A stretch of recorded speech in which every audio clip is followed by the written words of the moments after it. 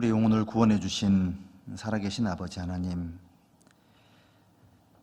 우리가 받아야 될 저주와 형벌과 심판을 우리 주 예수 그리스도께서 대신 담당하시고 또 흘려주신 보혈로 우리의 모든 죄를 영원히 씻어주셔서 죄악의 구덩이에서, 멸망의 구덩이에서 구원해 주신 것을 감사합니다. 구원받은 이후에도 저희들을 고아처럼 버려두지 아니하시고 하나님께서 살아계시고 역사하시고 또 친히 인도해 가시는 이 소중하고 이 아름다운 주님의 몸된 교회 안에 붙잡아 주시고 함께해 주심에 감사드립니다. 주일을 맞이하여 주님의 생명의 말씀을 사모하는 영혼들을 또 이렇게 한자리에 불러 모아 주신 것을 감사합니다. 이 소중한 시간 하나님께서 이 가운데 친히 함께 하셔서 말씀을 전하는 사람이나 듣는 모든 분들의 마음과 생각을 하나님 말씀으로 주관해 주시고 감동시켜 주시고 풍성히 채워 주셔서 진리의 말씀으로, 생명의 말씀으로 큰 힘과 용기를 얻을 수 있도록 도와주시기를 하나님께 부탁을 드립니다. 모든 형편을 아시는 하나님께서 각 사람에게 여러 가지 모습으로 주신 또 허락하신 소중한 은혜들을 하나님께 감사하며 살아갈 수 있도록 우리의 마음과 생각을 일깨워 주시고 우리 신앙이 주님 앞에 있음을 항상 기억하고 하나님의 은혜를 늘 보답하는 마음으로 겸손히 행할 수 있도록 도와주시고 또 인도해 주시옵소서. 이 척박한 이 구미 땅에 주님의 몸된 교회를 세워주시고 부족하지만 우리의 힘을 모아서 주님의 말씀을 전할 수 있도록 기회를 주시고 함께해 주심에 감사합니다. 한 분 한 분 주님의 교회 가운데 인도해 주셔서 미력 하나마 주님의 능력으로 일할 수 있는 기회를 끊임없이 제공해 주시고 한 분 한 분 구원을 받을 때 더욱 마음을 낮춰서 하나님께 감사하며 행할 수 있도록 도와주시고 또 인도하여 주시옵소서. 이 시간 여러 사정으로 참여하지 못하신 모든 분들 있는 곳에서 늘 함께해 주시고 또 다음 시간 함께 주님 말씀 앞에 모일 수 있도록 자비를 베풀어 주시기를 또 간절히 부탁을 드립니다. 그리고 우리 모임 중에 특별한 하나님의 사랑과 위로와 관심이 필요한 분들이 계십니다.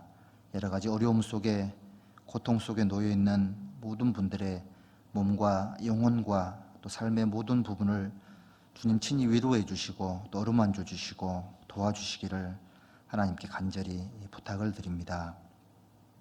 오늘 시간에 모든 시종을 주 성령께 의지하면서 우리 영혼을 구원해 주신 고마우신 예수님의 이름으로 기도드렸습니다. 아멘. 네, 우리 성경 이사야서를 찾겠습니다. 이사야서 62장을 찾겠습니다.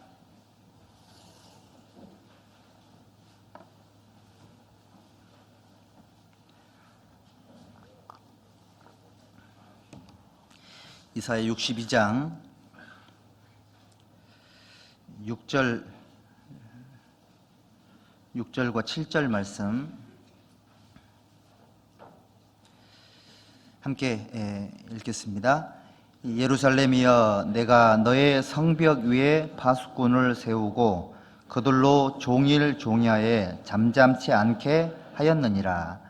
너희 여호와로 기억하게 하는 자들아, 너희는 쉬지 말며 또 여호와께서 예루살렘을 세워 세상에서 찬송을 받게 하시기까지 그로 쉬지 못하시게 하라.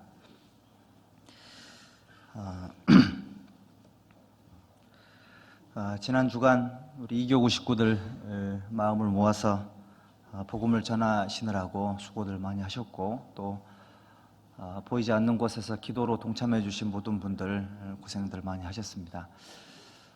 주님의 몸된 교회는 전도를 함으로 또 주님의 말씀에 순종함으로 하나님 앞에 존재 이유가 더욱 확실해진다라고 생각을 합니다. 우리가 이제 살아가는 모습은 서로 다를 수 있겠지만 주님을 위한 또 주님께서 원하시는 삶을 생활 가운데 실천하고 또 그 가운데 집중하는 것은 우리가 모두가 다 동일한 마음과 모습으로 행해야 될 거다라고 생각을 합니다. 하나님 말씀 앞에 함께 모였는데요. 주일 이 시간 하나님께서 주시는 우리 삶의 목적과 방향이 말씀 앞에 더욱 견고하게 되기를 바랍니다. 지난번에 한번 말씀을 드렸었는데요. 하나님으로 여호와로 그로 쉬지 못하시게 하라라는 말씀이 있는데, 하나님은 구원받은 그리스도인들이 세상에 사는 동안은 쉴 수가 없고, 또 아직 그리스도인들이 기도하고 있는 동안은 쉴 수가 없습니다. 그리고 아직 하나님의 계획과 역사가 끝나지 않았기 때문에 하나님은 지금 현재 쉬지 않고 일하고 있다는 사실을 우리가 기억을 해야 됩니다. 너희는 쉬지 말고 그로 쉬지 못하시게 하라. 자, 오늘은 지난 시간에 이어서 또 말씀을 또 몇 가지를 드려보도록 하겠습니다. 하나님께서 쉬지 못하시게 하는 몇 가지 방법을 말씀을 드렸는데, 하나님을 쉬지 못하게 하는 최고의 방법은 쉬지 말고 기도하는 겁니다. 하나님께서 기도하는 그리스도인들을 위해서 쉴 수가 없는 거죠. 쉬지 말고 기도하라는 얘기는 쉬지 않고 일을 해주겠다라는 하나님의 뜻인 겁니다. 그래서 어떤 분은 얘기합니다. 기도는 하나님께 뭔가를 요구하는 것이 아니라 기도는 우리 생활 자체이다, 이렇게 얘기를 합니다. 우리가 이제 하나님께 요구하는 걸 기도라고 생각할 수가 있는데, 쉬지 않고 기도하라는 그 말씀은 삶 자체가 기도인 거니까 내 말과 내 마음의 묵상과 내 삶의 모든 것이 하나님께 연락되기를 원하나이다 라고 했던 시편 기자처럼, 연락이라는 단어가 하나님께서 받아주신다라는 그런 뜻이거든요. 내 기도와 내 마음의 묵상과 내 생활 전체가 하나님께서 받아주기를 원합니다. 기도라는 것 자체는 생활 전부를 의미한다라고 말씀을 드릴 수가 있습니다. 기도하는 마음으로 살아가면 하나님이 쉬지 않고 나와 함께 해주시고 또 내 마음의 소원을 이루어 주신다라는 것을 말씀을 드렸고요. 그리고 광야에서 40년 동안 이스라엘 민족이 방황할 때에 하나님께서는 3일 길을 앞서서 이스라엘 민족이 쉴 곳을 찾았고, 낮에는 구름 기둥, 밤에는 불 기둥으로 함께 하셨고, 아침마다 변함없이 만나를 내려주셨죠. 구원받은 그리스도인들이 광야에서 산다라는 것을 잊지 말라라고 말씀드렸습니다. 이스라엘 민족이 광야에 있을 때 하나님이 쉬지 않고 일을 하셨던 것처럼 구원받은 그리스도인들이 이 세상을 광야로 인식하고 살아갈 때, 광야에 살면 하나님이 안 도와주면 살 수가 없잖아요. 그런 마음으로 살면 하나님이 쉬지를 못합니다. 왜냐하면 하나님께서 그런 삶의 여러 가지 필요 내용들을, 사항들을 충족시키지 않으면 한 사람도 살 수가 없기 때문에 그런 겁니다. 그리고 구원받은 그리스도인들이 때로는 길을 잃을 수도 있고, 길을 잃으면 방황하게 되죠. 여러분들, 광야에는 특별하게 길이 없습니다. 하나님 인도하는 것이 길 자체가 되는 건데, 길이 없는 곳에서 길을 잃고 방황할 때, 또는 줄이고 목마를 때, 또는 마음속에 여러 가지 근심과 고통 속에 부르짖을 때에 하나님이 쉬지를 못하는 겁니다. 우리 하나님의 뜻대로 살고자 하는 마음은 크지만 때로는 길을 잃을 때도 있죠. 때로는 방황을 할 때도 있습니다. 때로는 여러 가지 어려움 속에 놓여지기도 합니다. 하나님께서 그때 나를 손가락질하지 않고, 그때 하나님이 쉬지 않고 나를 올바른 길로 인도해 주려고 노력을 하시는 겁니다. 다만 어떤 전제를 갖고 있어야 되냐면, 광야에서 길을 잃을 수도 있고 고통을 당할 수도 있고 문제가 생길 수도 있지만 하나님이 정하신 그 진을 떠나서는 안 되는 겁니다. 아시죠? 진 안에 있을 때 하나님의 인도하심이 있다라는 거, 이거를 기억을 해야 될 겁니다. 그리고 하나님은 또 언제 쉬지 못하냐면, 그리스도인들이 자주 모일 때, 우리가 자주 모이면 뭐 하죠? 호프집 가나요? 그리스도인들이 자주 모이면 결국은 하나님의 일을 의논하게 돼 있고, 신앙생활에 관심을 갖게 돼 있고, 결국은 직접적으로 간접적으로 전도하는 것을 갖고 교제를 하게 돼 있습니다. 그래서 성도들이 주님의 이름으로 두세 사람이 있는 곳에 나도 거기 함께하리라. 많은 숫자가 아니라 할지라도 정말 구원받은 그리스도인들 두세 사람이 주님의 이름으로 모이면 하나님께서 일을 할 수밖에 없습니다. 사람들은 하나님이 주신 좋은 특징이 있는데요. 뭔가 좀 생산적인 활동을 하는 게 사람이에요. 그러니까 사람들이 자꾸 죄가 발전이 된다고 하잖아요. 뭔가를 만들어낸다는 뜻이거든요. 구원받지 못한 죄인들은 좋지 않은 쪽으로 뭔가를 자꾸 만들어내고요. 반면에 그리스도인들은 모이면 뭐하죠? 좋은 쪽으로 뭔가를 만들어내는 겁니다. 그래서 자주 모여서 주님의 일을 도모할 때 하나님께서 쉬지 못한다고 말씀을 드렸고, 그리고 이제 믿음으로 살아가는 그리스도인들 때문에 하나님이 쉬지를 못한다고 말씀을 드렸습니다. 여러분들 잘 아시다시피 노아라는 사람은 한 번도 비를 보지 못했고 한 번도 만들어 본 적이 없는 배를 무려 120년 동안이나 만들었습니다. 온 가족을 그 가운데 데리고 들어가서요. 믿음으로 노아가 그런 삶을 살았다고 성경에 기록이 되어 있죠. 믿음으로 살아가는 사람들 때문에 하나님 쉬지를 못하는 겁니다. 믿음은 바라는 것들의 증거고 보지 못하는 것들에 대한 삶의 확실한 태도다라고 히브리서 기자는 얘기를 합니다. 믿음으로 산다는 얘기는 눈에 보이는 현상을 쫓아 사는 것이 아니라 보이지 않는 세계, 영원한 세계, 말씀에는 기록이 되어 있지만 나타나지 않는 것들, 그런 것들을 위해서 내 삶을 허비하고 투자하고 거기에 삶을 던지는 사람들, 그런 사람들 때문에 하나님께서 쉬지 못한다고 말씀을 드렸습니다. 한 가지 더 말씀드리고 싶은 게 있는데요. 저기 디모데후서 1장을 한번 보십시오. 디모데후서 1장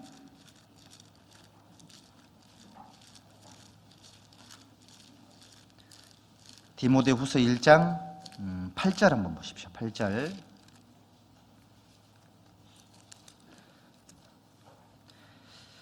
같이 읽겠습니다. 그러므로 내가 우리 주의 증거와 또는 주를 위하여 갇힌 자 된 나를 부끄러워 말고 오직 하나님의 능력을 좇아 복음과 함께 고난을 받으라. 여호와로 쉬지 못하시게 하라. 복음과 함께 고난을 받으시면 하나님 쉴 수가 없습니다. 여러분들 전도를 하면서 받는 고난이 있잖아요. 전도를 하지 않으면 고난도 없습니다. 전도를 하지 않으면 마귀를 쉬게 하는 거예요. 여러분들 전도를 열심히 하는 그리스도인들, 전도하면서 고난받는 그리스도인들 때문에 하나님이 쉴 수가 없습니다. 의를 인하여, 나를 인하여, 복음을 전함으로 인하여 핍박받고 무시받고 손가락질 당하고 오해받고 욕을 얻어먹는 그리스도인들, 그런 그리스도인들 때문에 하나님이 쉴 수가 없습니다. 우리 구미도 그랬겠지만 제가 이제 구원을 받고 이제 신앙생활을 하면서 한 번은 충격을 받은 적이 있었는데요. 목요일 날 청년의 교제가 있었는데 목요일 날 교회를 갔더니 어떤 자매님이 모자를 쓰고 오셨더라고요. 그래서 이제 실내에서 좀 모자를 쓰기는 좀 그렇잖아요. 우리 정서상에. 근데 모자를 계속 안 벗고 쓰고 계시더라고요. 근데 이제 그 모자를 쓰고 있었던 이유가 구원받고 교회 간다고 아버지가 머리를 잘라버린 거예요. 머리카락을 다 가위로 이렇게. 그래서 할 수 없이 모자를 쓰고 있었는데 그 모습이 너무 충격적이었고, 또 한 번은 청년의 교제가 토요일 날 끝났는데 어떤 아저씨가 1층 로비에 와 계시더라고요. 우리 부서 자매님이었거든요. 근데 자매님 아버지셨는데 자매님을 보자마자 막 이렇게 구타를 했습니다. 막 주먹이 날아가더라고요.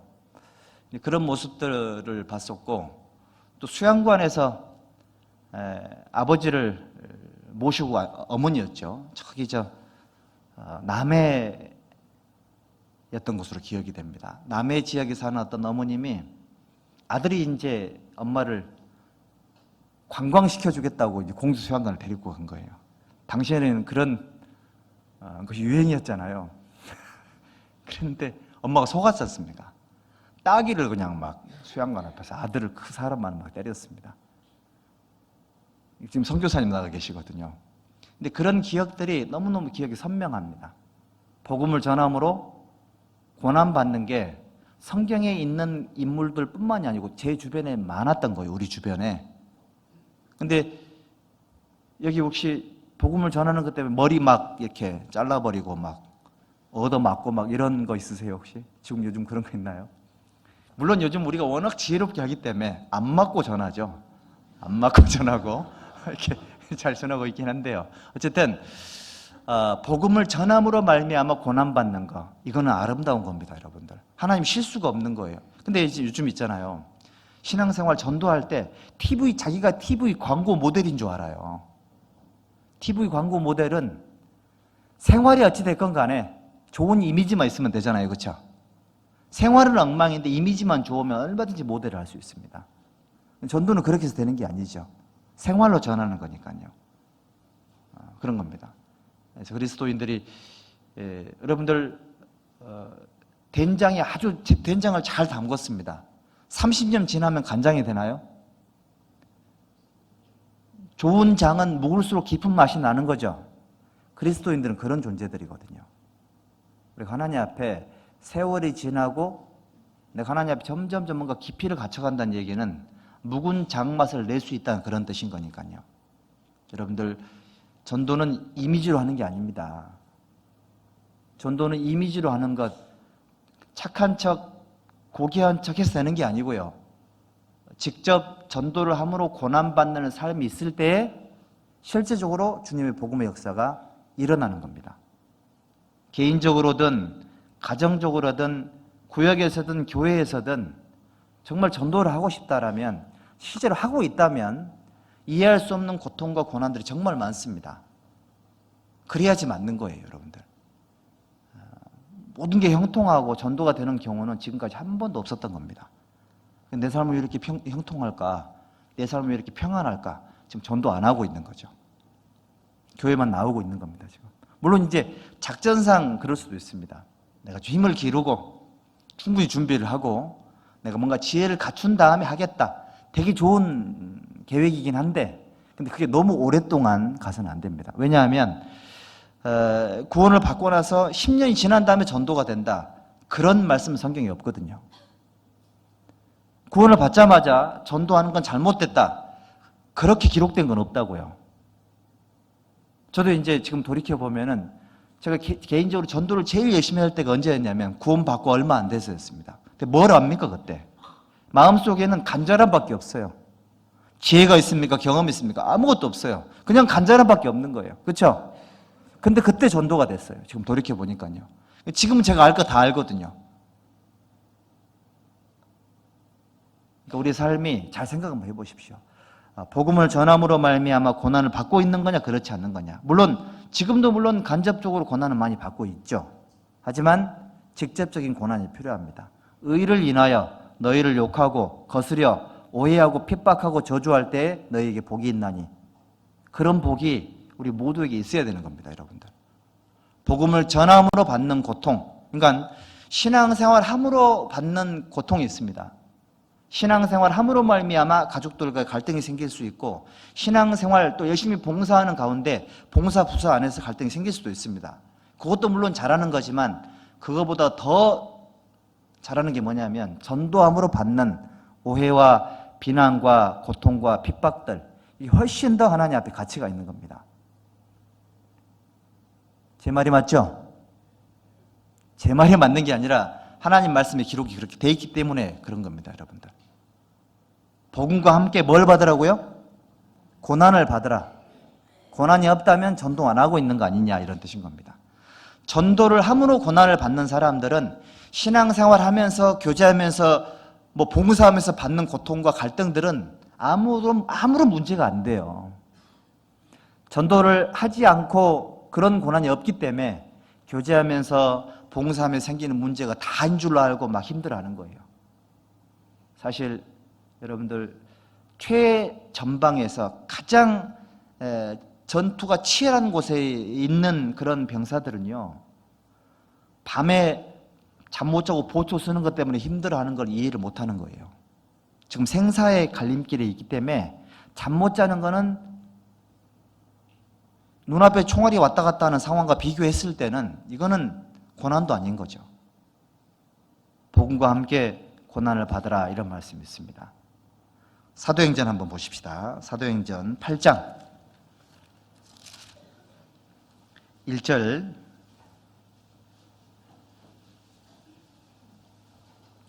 사도행전 1장 8절입니다.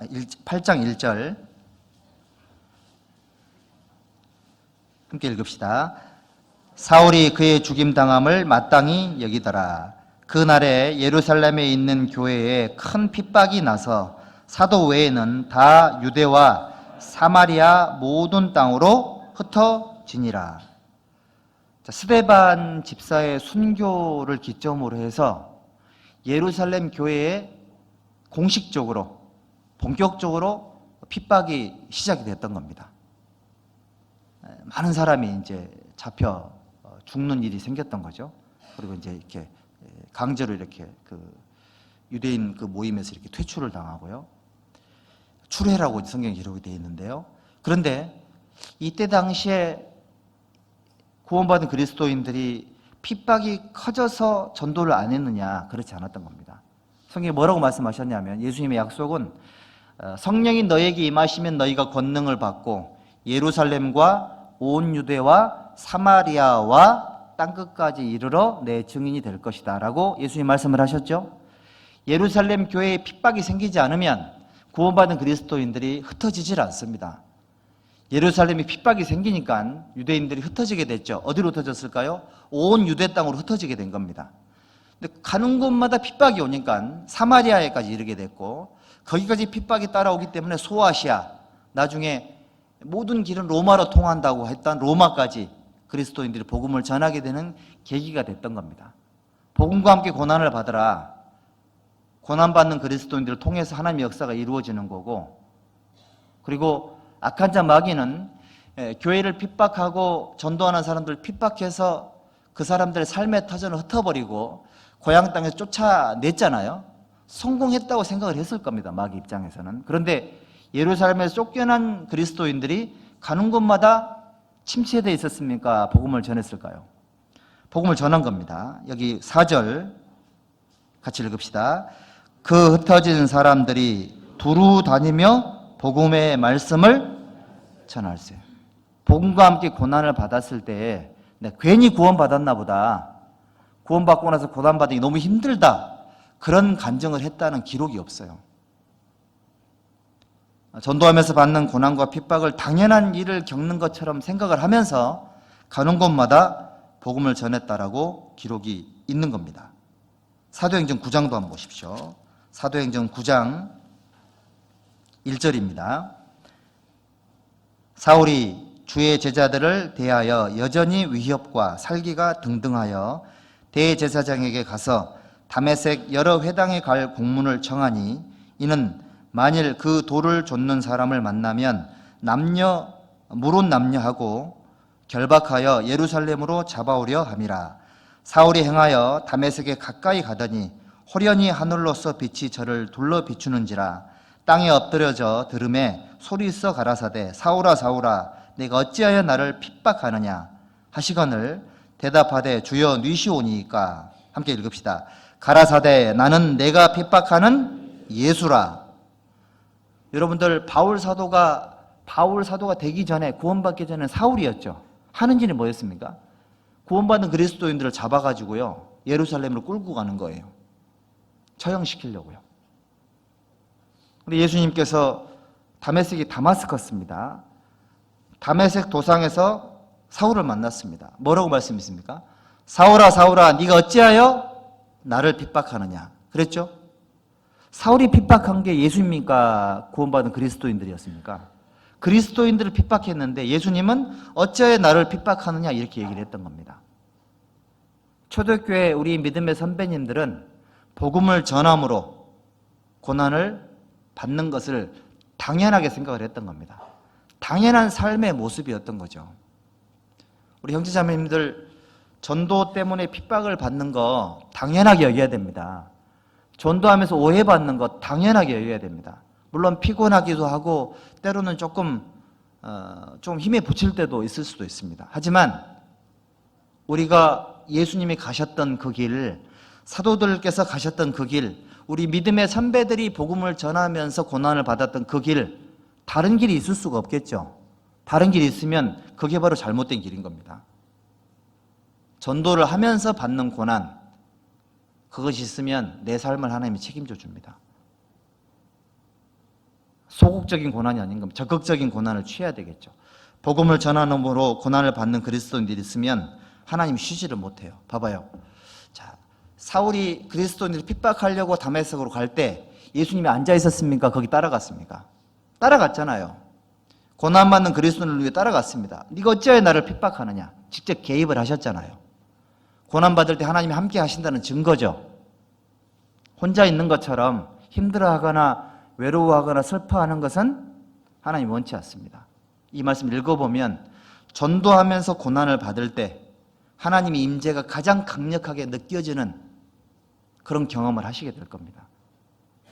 그때는 잘 모를 수 있습니다. 하지만 세월이 지나고 나서 돌이켜보면 하나님이 언제 나랑 가장 크게 함께 하셨는가? 내가 주님의 은혜를 언제 가장 강력하게 느꼈는가? 전도하면서 고난받을 때였던 거예요. 그렇죠?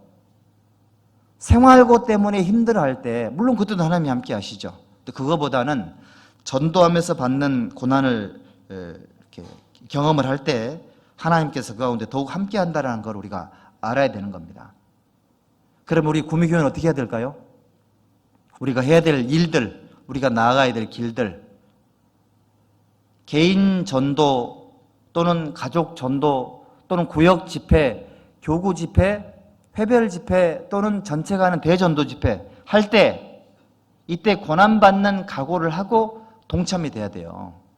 그게 안 돼 있으면 복이 없습니다. 그게 안 돼 있으면 하나님의 일을 막아버리게 되는, 하나님의 일을 쉬게 만드는 그런 역할을 하는 거예요. 결코 잘하는 어떤 신앙생활이 아닐 거라고 생각을 합니다. 우리 시편 126편 한번 보시죠. 시편 126편에 우리 그리스도인들이 이렇게 살았던 겁니다. 126편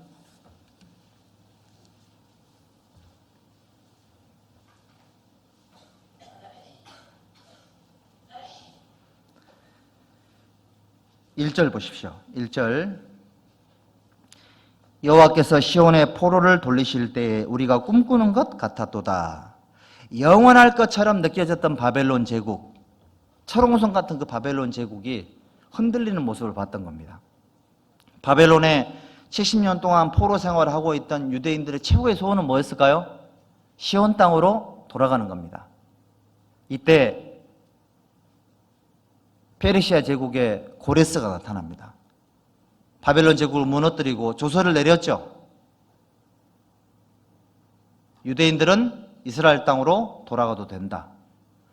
그 조서가 발표되고 유대인들이 이스라엘 땅으로 돌아갔습니다. 그 배경이 된 게 이사야 40장 1절 2절이에요. 이는 너희의 복역의 때가 끝났고 너희 죄사함을 받았느니라. 이런 말씀이니까 너희는 위로하라 내 백성을 위로하라. 이제 그런 배경을 갖고 그 말씀이 기록이 된 거거든요.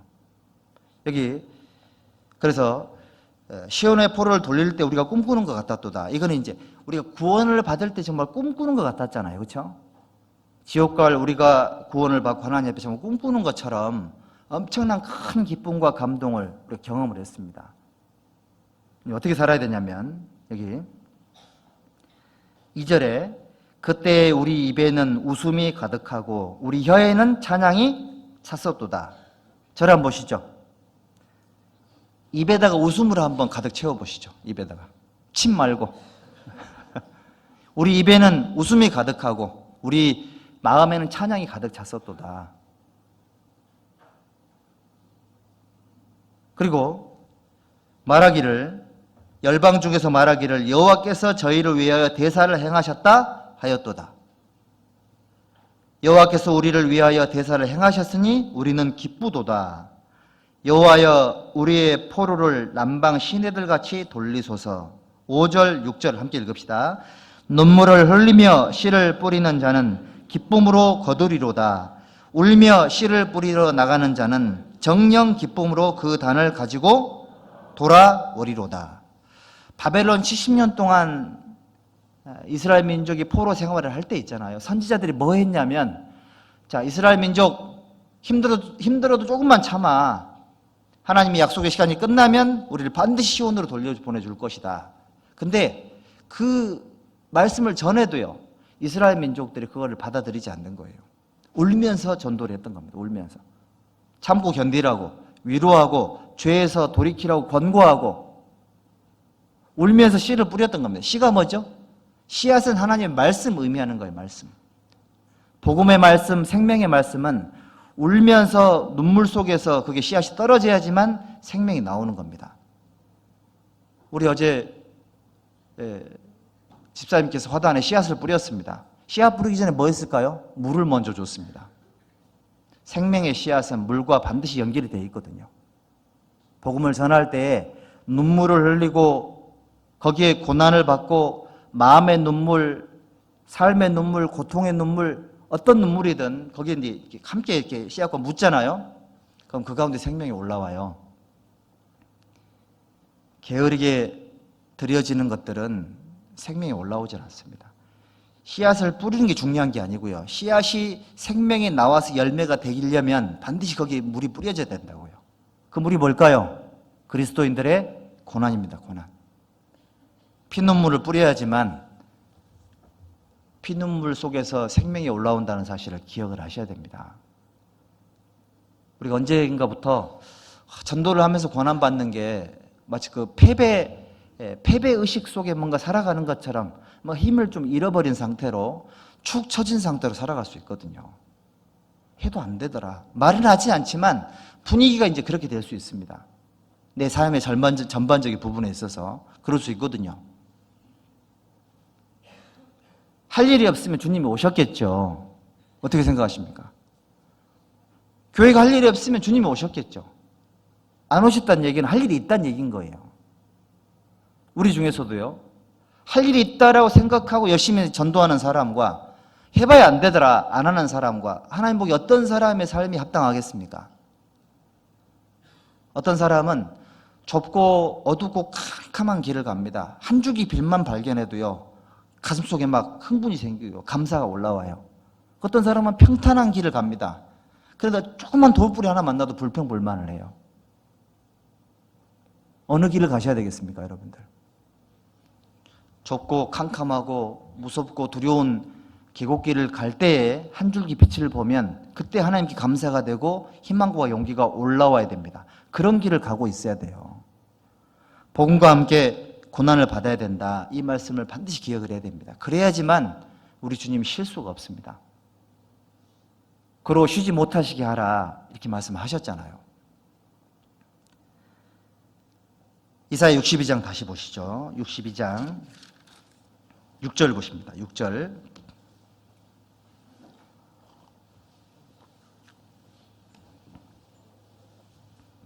(62장 6절) 예루살렘이여 내가 너희 성벽 위에 파수꾼을 세우고 그들로 종일 종야에 잠잠치 않게 하셨느니라. 여호와 너희 여호와로 기억하시게 하는 자들아 너희는 쉬지 말며. 자, 여기 이 말씀이 기록이 되어 있습니다. 자, 너희는 쉬지 말며 이런 말씀이 있습니다. 그리스도인들에게는 휴거는 있지만 휴가는 있다 없다? 휴가는 없다. 우리는 휴가 없습니다. 휴가. 안테나 꺼지면 안 된다고요. 하나님께서 내게 보내시는 복음을 위해서 고난을 받아야 된다. 하나님을 쉬지 못하시게 해야 된다. 계속 하나님 나에게 전파를 보내는데 어떤 분들은 전파를 꺼버립니다. 전원을 오프시켜버립니다. 푹 쉬어버리죠. 이런 거 있습니다, 여러분들. 우리가 상황은 이해가 되는 경우들이 많죠. 하지만 상황은 이해가 충분히 되지만 용납할 수 없는 것들이 있습니다. 이해는 되지만 용납이 안 되는 경우들이 있거든요. 교회가 존재하는 목적이 바로 그렇습니다. 교회가 많은 어려움이 있고 고통이 있고 많은 문제들이 있지만 그것 때문에 전도를 쉰다, 멈춘다. 하나님 이거 용납할까요, 못할까요? 그거 안 되는 거예요, 여러분들. 공과 사는 구분합시다. 개인적으로 문제가 있는 건 문제가 있는 거고요. 전도하는 건 전도하는 겁니다. 물론 영향이 없을 수는 없겠지만 그런 분별력을 우리가 길러야 돼요. 그런 내공 우리가 쌓아가야 됩니다. 왜냐하면 하나님 말씀에 그렇게 기록이 되어 있기 때문에 그렇습니다. 여러분들, 너희는 쉬지 말며 그로 쉬지 못하시게 하라. 하나님께서요, 스스로 쉬지 않으시려고 그리스도인들에게 쉴 수 없도록 만드세요. 우리가 쉬지 않으면 하나님이 쉴 수가 없습니다. 여기 빌립보서 2장을 한번 보실랍니까? 자, 어떤 사람이 이제 쉬지 않고 하나님 앞에 살아가냐면 이런 사람들이죠.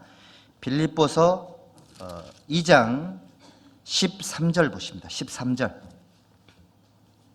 함께 읽겠습니다. 너희 안에서 행하시는 이는 하나님이시니 자기의 기쁘신 뜻을 위하여 너희로 소원을 두고 행하게 하시나니. 너희는 쉬지 말며, 하나님께서 그리스도인들을 쉴 수 없게 만드시는데 왜? 당신이 쉬지 않으시려고. 하나님 일을 위해서, 또는 나 자신의 상급을 위해서, 또는 나의 기도 응답을 위해서 하나님이 뭐 하시냐면 그리스도인들의 마음 속에 하나님의 뜻을 행하고자 하는 소원을 주세요. 그런 소원이 있습니다. 구원받은 그리스도인들은 주님이 주시는 마음의 소원이 있습니다. 그 마음이 그 사람을 움직이게 만들어요.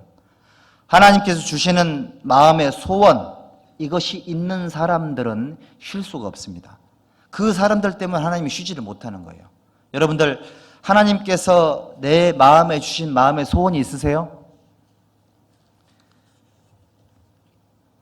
3장 한번 보시죠. 3장 이게 10절 한번 보시면요. 내가 그리스도와 그 부활의 권능과 그 고난의 참여함을 알려하여 그의 죽으심을 본받아 어찌하든지 죽은 자 가운데서 부활에 이르려 하노니 내가 이미 얻었다 함도 아니요 온전히 이루었다 함도 아니라 오직 내가 그리스도 예수께 뭐라고 되어 있습니까? 잡힌 바 된 그것을 잡으려고 쫓아가노라. 잡힌 바 된 그것, 주님께서 내 마음에 주신 소원 연결이 되어 있습니다. 이것이 있는 사람은 쉴 수가 없습니다. 왜죠? 하나님이 주신 마음이거든요. 그런 마음이 있어야 돼요, 여러분들. 이런 마음 없이 억지로 열심으로 자기 노력을 할 수 있는 게 아니거든요. 하나님은 마음의 소원을 주시고 그 일을 행하게 하십니다. 마음을 주시고요, 힘도 주시고 용기도 주시는 분이세요. 성령을 소멸치 말며, 그 말씀이 그런 말씀인 거예요.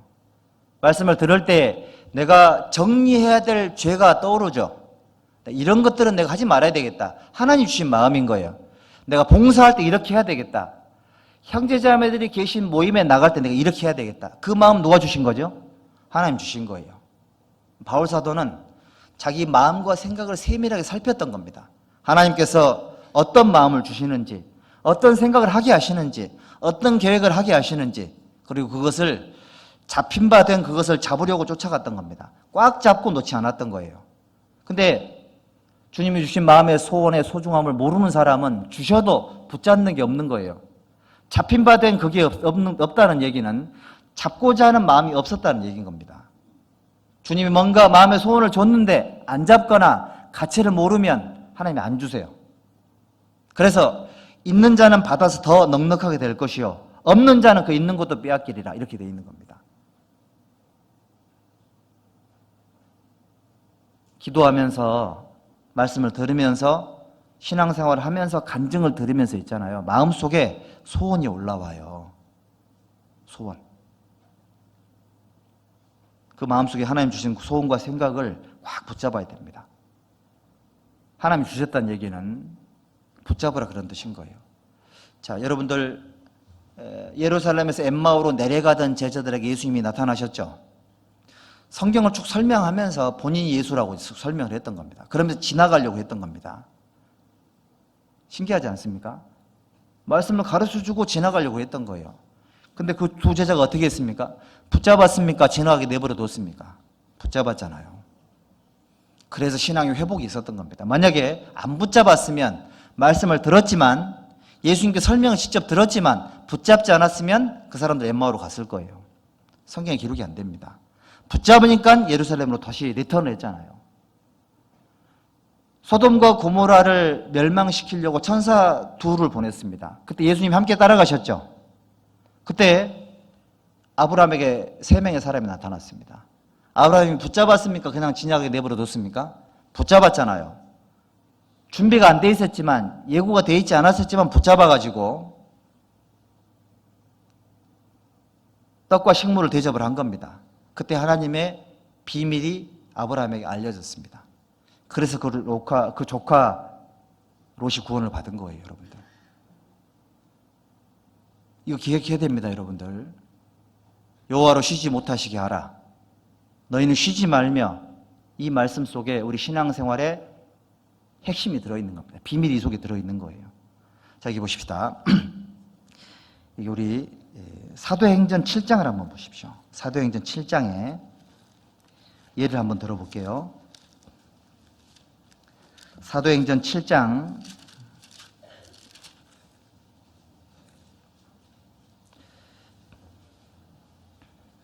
22절과 23절 함께 읽어볼까요? 모세가 애굽 사람의 학수를 다 배워 그 말과 행사가 능하더라.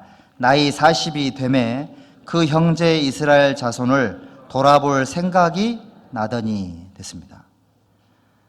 모세라는 위대한 인물, 이 위대한 인물이 하나님께서 어떤 마음을 줬냐면 40년 동안 애굽에서 모든 학문과 모든 그걸 배웠잖아요. 무술도 배우고 다 배웠던 겁니다. 애굽에 있는 모든 걸 다 배웠습니다. 배운 다음에 어떤 마음을 하나님이 주셨다고요? 자기 백성, 여기 24절에 한 사람의 원통함 일당함을 보고 보호하여 압제받는 자를 위하여 원수를 갚아, 이렇게 기록이 되어 있죠. 압제받고 고통받는 자기 백성들을 돌아볼 생각을 했던 겁니다. 그 생각을 누가 주셨을까요? 하나님 주신 거예요. 만약에요, 모세가 비겁해가지고 하나님께서 자기 백성을 돌아볼 생각을 줬는데 이 생각을 무시했으면 모세는 하나님의 일꾼이 못 되는 겁니다, 여러분들. 하나님은 상황을 주시죠.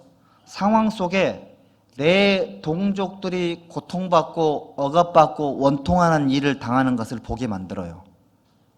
그때 아무런 생각이 없으면 이 사람은 하나님의 일을 못합니다. 그때는 생각이 들어야 됩니다. 어떻게든 해결해야 되겠구나, 이런 마음 하나님 주신다고요. 근데 모세는 그 마음을 붙잡은 거예요. 히브리서 11장 보십시오. 히브리서 11장에 24절, 히브리서 11장 24절로 26절,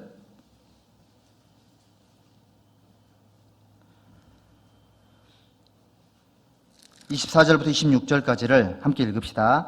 믿음으로 모세는 장성하여 바로의 공주의 아들이라 칭함을 거절하고 도리어 하나님의 백성과 함께 고난받기를 잠시 죄악의 낙을 누리는 것보다 더 좋아하고 그리스도를 위하여 받는 능욕을 애굽의 모든 보화보다 더 큰 재물로 여겼으니 이는 상주심을 바라봄이라. 25절에 기록이 되어 있죠. 도리어 하나님의 백성과 함께 고난받기를 잠시 죄악의 낙을 누리는 것보다 더 좋아하고 그리스도를 위하여 받는 능력을 애굽의 모든 보화보다 더 큰 재물로 여겼으니, 하나님께서 모세에게 줬던 그 작은 생각, 작은 마음, 고통받고 있고 원한 속에 있는 자기 백성을 돌아볼 생각을 줬을 때에 붙잡은 겁니다. 그 사람이 그거를.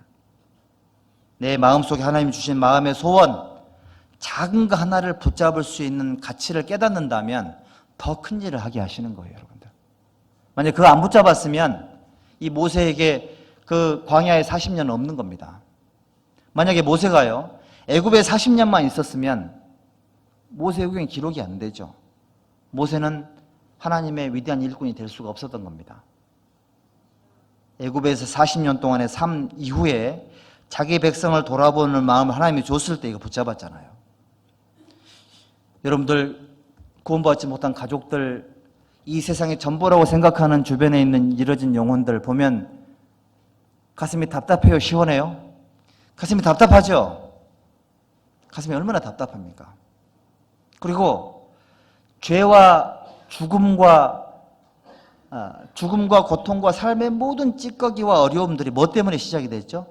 죄 때문에 시작이 된 거잖아요. 그거 보면 막 마음속에 한이 올라오죠. 그런 한이 없으세요? 그 한이 있으면 그거 붙잡으셔야 된다고요. 그 백성과 함께 고난받기를, 그 백성들이 주님의 자녀가 되는 과정까지 내가 힘들어도 견딜 수 있기를 원해야 돼요. 그게 120년 세월인 겁니다. 120년. 40년. 그리고 결국 가나안 땅 보지도 못하고 느보산에 장사됐잖아요. 모세가요. 모세의 삶은 훈련이고 고난의 연속이었던 겁니다. 하지만 그렇다 하더라도 자기 백성과 함께 고난받기를 본인이 선택을 한 겁니다. 왜죠? 하나님이 그 마음을 주신 거예요. 붙잡은 겁니다. 위대한 사람들은 하나님께서 주시는 생각과 마음이 말씀 속에서 온 거라면 그거 딱 붙잡고 놓지 않거든요. 하나님은 자기의 기쁘신 뜻을 위하여 그로 마음에 소원을 두고 그 다음에 어떻게 하죠? 그걸 행하게 하세요. 마음속에만 머무르게 만드는 게 아니라 행하게 하신다고요. 모세는 끝까지 행함 속에서 자기의 믿음을 증거를 했지 않습니까? 또 보십시오. 열왕기상 18장에 보시면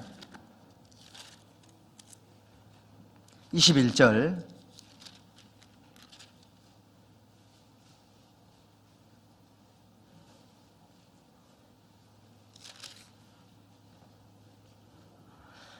열왕기상 18장 21절 엘리야가 모든 백성에게 가까이 나아가 이르되 너희가 어느 때까지 두 사이에서 머뭇머뭇하려느냐 여호와가 만일 하나님이면 그를 좇고 바알이 만일 하나님이면 그를 좇을지니라 하니 백성이 한 말도 대답치 아니하는지라. 엘리야가 백성에게 이르되 여호와의 선지자는 나만 홀로 남았으나 바알의 선지자는 450인이로다.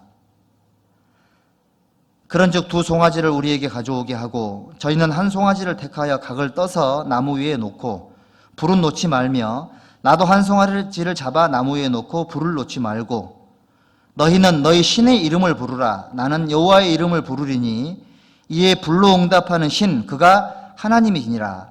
백성이 다 대답하되 그 말이 옳도다. 이 말씀 속에요. 엘리야의 심령과 능력이다라고 누가복음 1장에 기록이 되어 있죠. 세례 요한을 얘기를 하면서 엘리야의 심령과 능력을 갖고 가서 자기 백성을 많이 하나님께로 돌아오게 하는 그 일을 세례 요한이 할 것을 얘기를 하면서 이 사람이 바로 엘리야와 같은 심령을 가졌고 마음, 주님 뜻대로 살고자 하는 마음을 가졌고 그거를 생활 가운데 실천을 해서 능력을 이끌어냈던 겁니다. 능력을. 엘리야거든요. 이 사람이. 엘리야의 심령이 뭐죠? 너희가 언제까지 중간에 서서 머뭇머뭇 달렸느냐. 진짜 하나님을 선택하고 그 가운데 행해야 된다라고 촉구를 했잖아요. 엘리야의 심령은 아합 왕조를 만나서 급격하게 우상 숭배 속으로 빠져들어가는 이스라엘 민족을 보면서요. 혼자 딱 버티고 서 있었던 겁니다. 타락해가는 이스라엘 민족 전체를 놓고 본인 혼자 결연히 일어선 거예요. 그게 엘리야의 심령입니다. 그 능력이 뭐였습니까? 불로 응답하시는 그분이 바로 하나님이니라. 그래서 엘리야를 불의 선지자라고 얘기를 하는 겁니다. 하나님의 불의 능력 이끌어냈습니다. 기적의 능력 이끌어냈거든요. 사는 날 동안 이스라엘의 병거와 마병처럼 자기 혼자 이스라엘 민족 전체의 영적인 타락을 딱 막고 섰던 겁니다. 많은 사람을 하나님께로 돌아오게 했던 거예요. 우상 숭배 스톱! 하나님께 돌아가야 돼. 자기 삶을 통해서 증거를 했던 사람이다. 그런 뜻인 겁니다. 여러분 엘리야의 심령 없으세요? 엘리야의 심령. 잘못 살고 있는 사람들을 봐도 아무렇지도 않아요? 그런 심령 없으십니까? 엘리야는요 불과 같은 마음이 있었던 겁니다.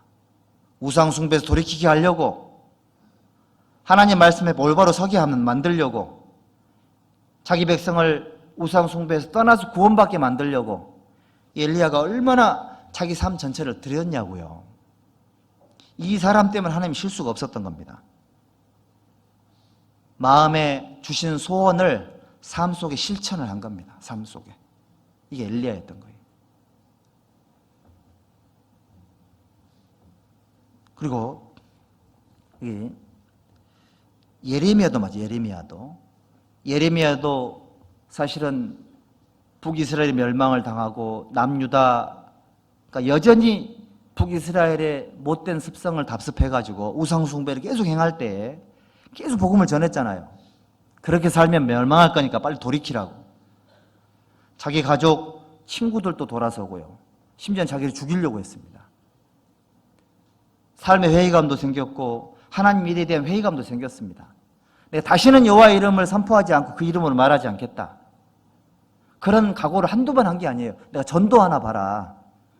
내가 올바른 하나님 말씀 전하나 봐라. 하지만 그렇게 할 거다로 결심을 하면 내 마음이 답답하고 골수에 사무쳐서 견딜 수 없나이다 그랬습니다.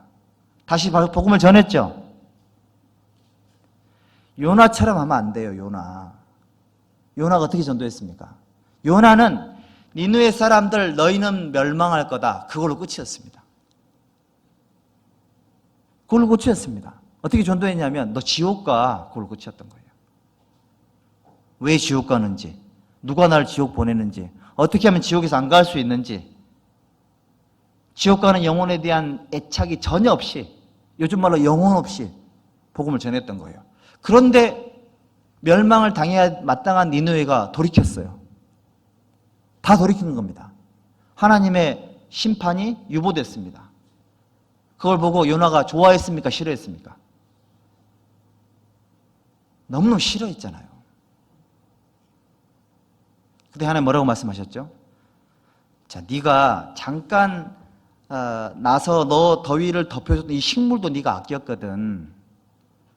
너 더울 때 머리를 막았던 햇빛을 차단했던 이 식물도 네가 아끼고 사랑하지 않았냐. 하물며 이 니느웨에는 얼마나 많은 구원받지 못한 백성이 있고 이 가운데는 얼마나 많은 짐승들이 있냐. 내가 이걸 아끼는 게 합당하지 않겠냐, 마땅하지 않겠냐. 요나를 책망하셨잖아요. 애착이 없이 했던 전도를 돕고도 니느웨가 회개를 했습니다. 요나는 몰랐지만 하나님 그걸 알고 있었던 거예요. 맞죠? 내가 보기에는 니느웨 같은 내 가족들이, 니느웨 같은 내 주변 사람들, 니느웨처럼 강팍한 사람들처럼 보일지 몰라도 복음을 전하면 예상치도 못한 사람들이 구원을 받아요. 그런 일이 있습니다, 여러분들. 계획은 우리가 세우지만 영혼들을 보내주는 건 하나님의 영역이거든요. 예상치 못한 사람이 구원을 받아요. 저도 그랬습니다. 저도. 제 막내를 전도하러 왔던 내 동생의 친구가 동생을 전도하러 왔어요. 어떻게 기도부터 그랬냐면 동생의 형이 있는데 그 형이 아마 방해를 할 거라고 기도부터 하고 온 거예요. 제가 방해할 거라고 기도부터 하고 왔는데 제가 먼저 구원을 받았습니다. 나중에 그 동생이 고백을 하더라고. 어쨌든 기분은 별로 안 좋더라고요. 모르는 겁니다, 여러분들. 그렇지 않습니까? 모르는 거예요. 병원 상담하다 보면 이 할머니 상담을 옆에 있는 분이 듣고 구원받는 경우가 있어요. 신기합니다. 계획에도 없었는데 기도를 한 번도 안 했는데 그런 일이 생겨요. 그런 일이 있죠? 우리는 모릅니다. 이것이 잘 될는지 저것이 잘 될는지 혹 둘 다 잘 될는지 알지 못해요. 너희는 식물을 물 위에 던지라.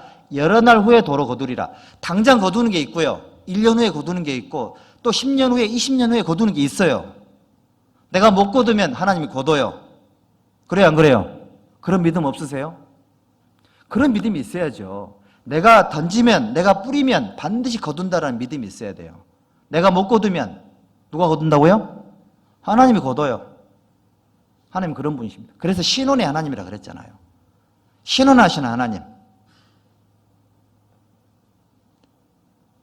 하나님이 다 갚아주십니다. 그런 믿음을 갖고 살았던 거예요. 여러분들 엘리야처럼 살아야 돼요. 예레미야처럼 살아야 돼요. 마음에 소원이 있으면 그거 멈춰서는 안 됩니다. 예레미야가 책망을 했잖아요. 예레미야 예가를 한번 보십시오. 예레미야 예가 1장을 한번 보시면 이런 책망이 있습니다. 1장 12절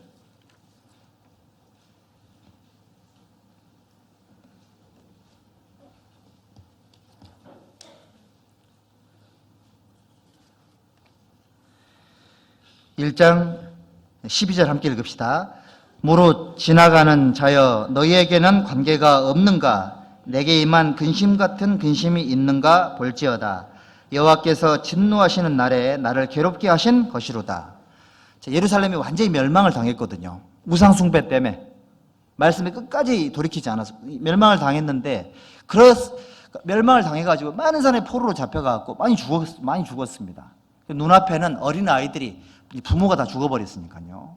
어린 아이들이 굶주려가지고요, 죽어있는 아이들도 있고 비틀거리는 아이들도 있고 죽어간 아이들도 있는 거예요. 근데 그 와중에도 자기하고 전혀 상관없는 것처럼, 지나가는 것처럼 살아가는 사람들이 있었던 거예요. 그걸 봤던 예레미야가 속이 터졌을까요? 안 터졌을까요? 속 터졌던 겁니다. 얘기하고 있지 않습니까? 너는 왜 지나가는 사람처럼, 지금 현재 예루살렘이 겪고 있는 고통과 문제가 너하고는 전혀 상관없는 사람인 것처럼 그렇게 살고 있냐고 책망하고 있는 겁니다. 여러분들 마음속에 하나님께서 뭔가 마음에 손을 주지 않았다, 하나님이 안 준 게 아니고요, 여러분들 외면하지 않았나요? 주님이 주신 마음을 소멸을 시키지 않았습니까? 그 가치를 모르고 살다 보니까 하나님이 줘도 계속 내가 놓치고 있지는 않습니까? 생각을 한번 해봐야 됩니다. 우리가요, 내가 놓치고 있는 것이지 하나님이 안 준 게 아니거든요. 마음에 손을 안 줄 리가 없죠. 내가 하나님을 위해 살고 싶다는 마음의 소원을 안 줄 리가 없는 거예요. 하나님은 주셨는데 살지 못하고 있다는 얘기는 내가 그 가치를 모르고 있었거나, 아니면 외면했거나, 아니면 내가 그걸 잡아도 힘이 없는 경우이거나, 이런 경우일 거예요. 무릇 지나가는 자여 너에게는 관계가 없는 건가? 우리는 있잖아요, 내가 항상 누구를 전도할 수는 없다 할지라도 늘 전도를 할 수 있는 준비된 마음 상태로 살아야 돼요. 늘 준비된 상태로. 그래야 되지 않겠습니까, 여러분들? 언제 누가 어떻게 연결될지 모르기 때문에 그렇습니다. 그런 생각을 해보면 나에게 전도 연락이 맺히지 않아도 우리 지체 중에 누군가에게 전도가 된다거나, 전국교회 누군가가 말씀을 듣고 있다거나, 전 세계 어딘가에서 복음이 전해지고 있다면 관계가 없는 게 아니에요. 여러분들, 관계 있어요, 없어요? 다 관계가 있는 겁니다. 나하고 지나가는 사람처럼 생각하시면 안 돼요. 하나님께서 그 마음에 소원을 두고 행하게 하시나니 그 말씀을 듣고 하나님 앞에 우리의 삶을 돌이킬 수 있어야 됩니다. 그게 필요해요. 그게 바로 엘리야의 심령과 능력이라고요. 또 하나 볼까요? 열왕기하 4장을 한번 보십시오.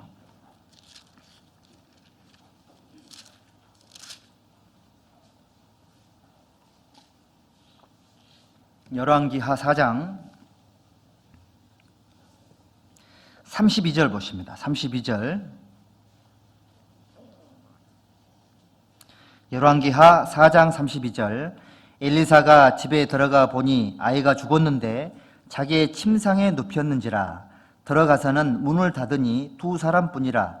엘리사가 여호와께 기도하고 아이의 위에 올라 엎드려 자기의 입을 그 입에, 자기 눈을 그 눈에, 자기 손을 그 손에 대고 그 몸에 엎드리니 아이의 살이 차차 따뜻하더라.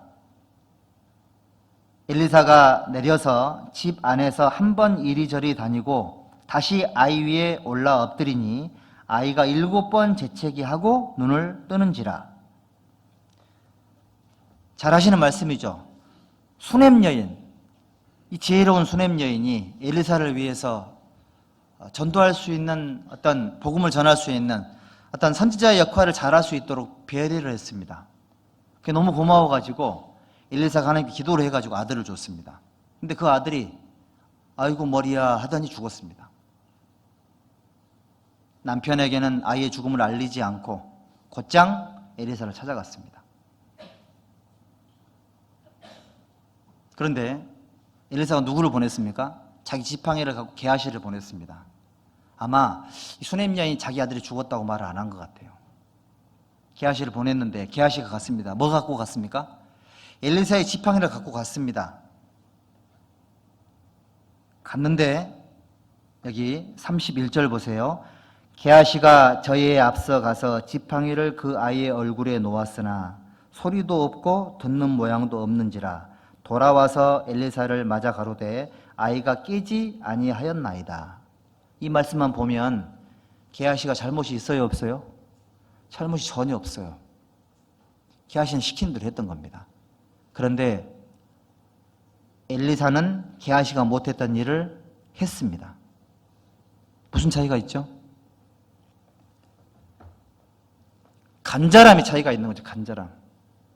간절함의 차이가 있는 거고, 그리고 뭐가 있냐면 마음의 각오가 틀려요. 엘리사는 만약에 아이가 안 살아났으면 돌아왔을까요? 안 돌아왔을까요? 안 돌아와요. 끝까지 끝장을 본다고요. 그런데 게하시는 돌아왔잖아요.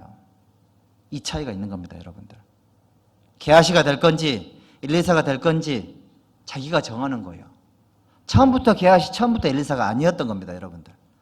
상황 속에서 게하시 같았던 내가, 게하시처럼 전도를 했던 내가 엘리사처럼 전도할 수 있는 마음으로 바뀌어야 돼요. 죽은 아이의 입에 입을 맞췄습니다. 내 아들도 아닌데 쉬워요, 어려워요? 죽은 시체 입에 입술 맞춰봤습니까, 혹시? 죽은 아이의 시체에 입을 맞췄습니다. 눈에 눈을 맞췄습니다. 그에 엎드렸습니다. 참 이거 웃기죠. 눈을 대고 입을 댔어요. 손에 손을 얹고 몸을 포기했습니다. 자기의 생명을 걸고 목숨을 걸고 아이에게 생명을 집어넣은 거예요. 멋있죠? 멋있는 거예요. 이게 바로 하나님이 주신 마음을 갖고 있는 사람들의 행동이거든요. 게하시처럼 시작을 했어도 엘리사처럼 끝장을 봐야 됩니다. 이게 바로 하나님이 주신 마음을 갖고 있는 사람들의 행동의 태도죠. 게하시는 죽은 아이를 살리고자 하는 마음은 있었지만 뭐가 없었습니까? 간절함이 없었고요. 끝까지 해야 되겠다는 끈질김이 없었고, 그리고 어떻게든 결정을 해야 되겠다 그런 결단력이 없었습니다. 누구든 처음에는 그렇게 시작할 수 있습니다. 하지만 죽은 아이를 살려야 될 부탁을 했던 수넴 여인의 마음을 게하시는 몰랐던 거예요. 하지만 엘리사는 수넴 여인의 마음을 알았던 거예요.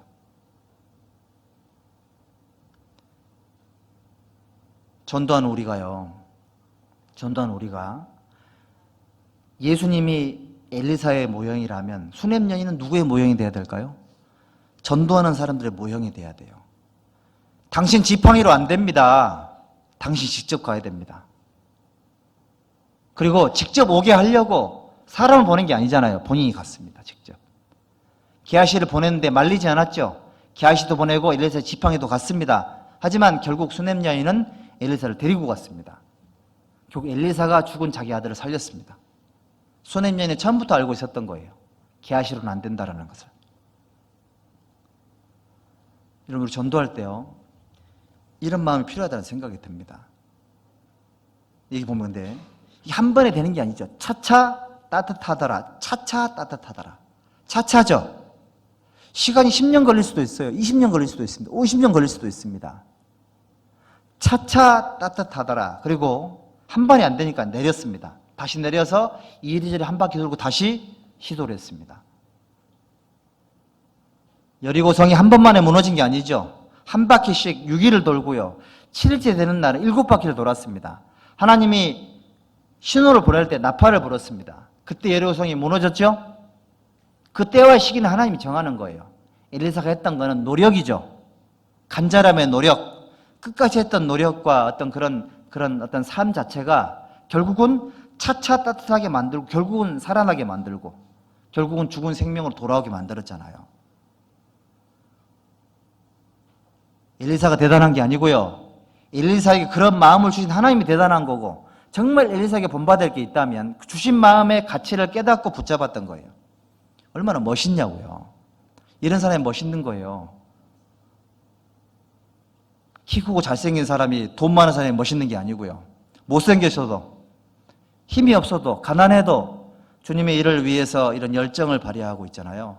주님이 주신 마음의 소원을 포기하지 않는 사람, 이런 사람들이 멋있는 거예요.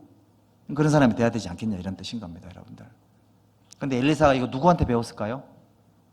누구한테 배웠어요? 자기 사부님한테 배웠습니다. 그 사부님 누구예요?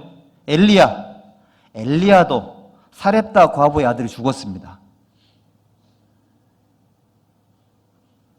죽은 사렙다 과부의 아들을 살리려고 3번이나 엘리야도 똑같이 행동을 했습니다. 3번씩이나. 살 때까지 살렸습니다, 결국은. 엘리야가 그 얘기를 들었을까요, 안 들었을까요? 엘리사가 엘리야한테 들었겠죠? 그대로 한 겁니다, 그대로. 죽은 아이를 살릴 때는 이렇게 해야 돼. 영혼을 넣어야 돼. 끝까지 해야 돼. 간절하게 해야 돼. 그리고 하나님 기도해야 돼. 가르친 거예요, 그 기술을. 그대로 엘리사가 행한 겁니다. 근데 그걸 봐왔던 게하시는 전혀 깨닫지를 못하고요. 지나가는 사람처럼. 주변 누가 구원을 받아도 전도하는 사람이 어떤 마음으로 전도를 했는지, 어떻게 데리고 왔는지 전혀 관심이 없어요. 누가 들었냐, 몇 명 들었냐, 에이, 몇 명 안 들었네. 끝납니다. 몇 명 듣는 게 중요한 게 아니고요. 어떤 마음으로 전도했냐, 이게 훨씬 중요한 거예요. 그렇지 않습니까, 여러분들? 숫자 타령하면서 본인은 전혀 움직이지도 않고 숫자 보고 판단하고 있습니다. 하나님께 책망이 있을 거예요, 여러분들. 보내주시는 건 하나님 책임인 거예요. 몇 명을 보내줬던, 중요한 게 뭐냐면 전도하는 분들의 마음을 따라잡아야 돼요. 게하시처럼 살면 안 된다고요. 게하시는 옆에 있었지만 깊이를 따라잡지 못했거든요. 엘리야처럼, 엘리사처럼 그런 어떤 영적인 책임감을 갖고 살아야 됩니다. 그게 진정한 영적인 멋인 거죠. 신앙의 아름다움과 신앙의 정말 멋들어진 모습들은 이런 사람들의 삶이다라고 우리가 배워야 되는 거예요. 그리고 룻기도 한번 보십시오. 룻기.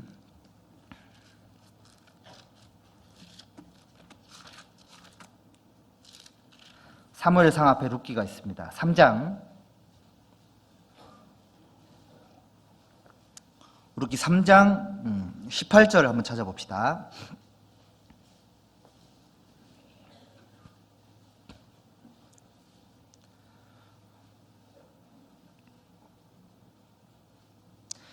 룻기 3장 18절 함께 읽어볼까요? 이에 시므가 가로되 내 딸아 이 사건이 어떻게 되는 것을 알기까지 가만히 앉아 있으라. 그 사람이 오늘날 이 일을 성취하기 전에는 쉬지 아니하리라. 주님의 일을 행하고 하나님의 뜻을 마음에 손을 두고 사는 사람들은 엄청난 간절함과 엄청난 하나님의 능력도 필요하지만 그 맡은 사람의 책임감도 정말 중요합니다. 이 룻이라는 자기 며느리에게 나오미가 말합니다. 보아스라는 저 사람은 그 일을 이루기까지는, 성취하기 전까지는 결코 쉬지 않을 것이다. 이렇게 얘기를 합니다. 하나님께서 천사에게 말합니다. 11구역의 아무개 자매는 그 일을 성취하기 전까지 쉬지 않을 거라고. 그런 평가를 드려야 되지 않겠습니까? 12구역은 어떨까요? 21구역은요? 22구역, 31구역, 32구역. 우리 구미교회 형제자매님들, 하나님께서 보시기에 이 사람은 자기가 전도해야 될 사람들을 다 구원받기 전까지는 기도를 쉬지 않을 거라고, 주님의 몸된 교회를 떠나지 않을 거라고, 할 수 있으면 어떤 거라도 할 거라고, 이 사람은. 그런 평가를 받아야 되겠죠. 나오미에게 보아스는 그런 평가를 받았습니다. 보아스가 나이가 많았거든요. 나이가 많았는데 뭘 본 겁니까? 주님 앞에 옳다 하는 것에 대한 열정을 봤던 거예요. 하나님 앞에 옳다 하는 것을 이루기까지는 결코 쉬지 않을 거다. 그런 열정을 나오미가 알았던 겁니다. 이스라엘에는 고엘 제도라 그래가지고요. 뭐가 있었냐면은 자기의 친척이 갖고 있던 땅이 망해가지고 땅이 남에게 넘어갔거나 자기 몸이 종으로 팔렸거나 그랬을 때는 가장 가까운 친족이 그것을 되갚아주는 제도가 있었습니다. 고엘 제도. 그리고 자기 친척이 대를 잇지 못하고 죽었으면 그 대를 이어줄 책임이 있었습니다. 고엘 제도. 그리고 자기 친척이 억울하게 죽임을 당했으면 자기가 그 억울한 죽음을 갚아줘야 되는 그런 제도가 있었습니다. 고엘 제도예요. 물르고 대신 갚아주고 대신 속해주는 그런 제도가 고엘 제도인데 그것을 이루기까지는 이 사람이 쉬지 않을 거다라고. 하나님 말씀을 성취하기까지는 이 사람이 쉬지 않을 거라고. 이런 영적인 책임감을 우리가 하나님께 가져야 되거든요. 하나님께서 이 사람을 봤을 때, 야, 이 사람은, 이 형제는, 이 자매는 이거 성공하기 전까지는 쉬지 않을 거라고. 신앙생활 포기하실 겁니까, 여러분들? 힘들어서? 전도 포기하실 거예요? 힘들다고? 포기는 배추김치 담글 때나 쓰는 말이라고 제가 알겠죠. 배추김치. 네? 김장할 때. 배추 한 포기, 두 포기 하잖아요. 우리 그리스도인들은 아무리 넘어지고 자빠져도 다시 일어설 수 있는 힘이 있어요. 오뚜기 정신이 있다 그런 뜻인 겁니다. 그 일을 이루기까지는 결코 쉬지 않을 거라고. 그리고 우리는 어떻게 격려해야 되냐면 역대상 17장을 한번 보십시오. 역대상 17장 1절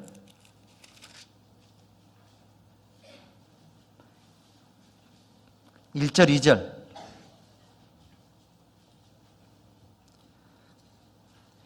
역대상 17장 1절 2절입니다. 같이 읽읍시다. 다윗이 그 궁실에 거할 때 선지자 나단에게 이르되 나는 백향목 궁에 거하거늘 여호와의 언약궤는 휘장 밑에 있도다. 나단이 다윗에게 고하되 하나님이 왕과 함께 계시니 무릇 마음에 있는 바를 행하소서. 나단 선지자가 정말 훌륭한 참모죠. 훌륭한 동역자입니다, 여러분들. 하나님께서 나에게 마음에 소원을 두고 행하게 하시는 마음들, 생각들, 이런 것들을 간증하잖아요, 저희들이. 다윗이 하나님이 어떤 마음을 줬냐면 나는 백향궁에 거하는데 하나님의 법궤가 있을 곳이 없는 거예요. 그걸 생각을 하고 있었던 겁니다. 나는 백향궁에 거하거늘 여호와의 언약궤는 휘장 밑에 있도다. 지금도 하나님의 언약궤는 천막 밑에 있고 자기는 백향목 궁에 거하는 거예요. 이건 무슨 말이죠, 이 말은? 언약궤를 넣어둘 만한 집을 내가 살고 있는 궁궐보다 더 좋게 짓고 싶다라는 마음을 표현한 거죠. 간증을 한 겁니다. 나단이 뭐라 그랬습니까? 놔두세요. 누군가 하겠죠. 그렇게 말했습니까? 왕의 마음에 있는 바를 행하소서. 격려죠. 여러분 주변에 누군가가 간증을 합니다. 하나님 뜻대로 살고 싶습니다. 전도하고 싶습니다. 주님을 위해서 내가 목숨을 던지겠습니다. 그런 각오로 살고 싶습니다. 간증하면 어떻게 말해야 됩니까? 너무 심하게는 하지 말어. 그러다 죽는 사람 여러 봤어. 신앙은 100m 달리기가 아니래. 어떡하라고요? 기억하라고요? 힘을 빼요, 힘을. 왜 힘 빼냐고요, 왜? 하나님 주신 마음을. 자기가 왜 막냐고, 그거를. 힘 빼면 안 돼요, 여러분들. 나단처럼 해야 됩니다. 뭐라고 말했습니까? 나단이 다윗에게 고하되 하나님이 왕과 함께 계시니 당신 마음속에 있는 그 좋은 계획은 하나님이 주신 마음이니까는 있는 바를 행하소서. 행하라고 그대로.